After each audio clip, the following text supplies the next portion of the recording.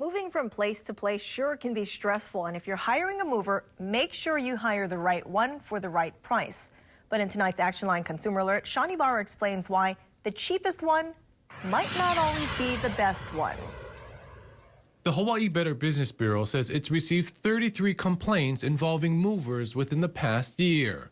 CEO Greg Dunn says the number one thing people are doing wrong is not thoroughly researching a company before hiring them. In many of these cases, the folks that you're hiring have very bad reputations. They have long histories of defrauding consumers out of money. In Hawaii, moving companies must be registered with the federal government and the Hawaii Public Utilities Commission. And they also must be licensed with the state and insured.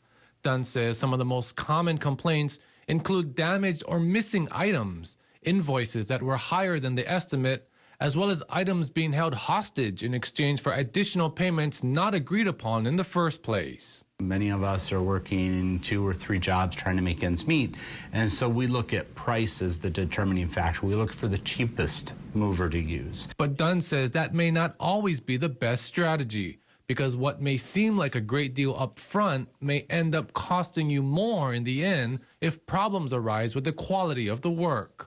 Instead, the BBB recommends getting at least 3 quotes, as well as looking at other factors, including whether a company has any history of complaints. It's not necessarily the fact that a company may have a complaint against them that's a problem.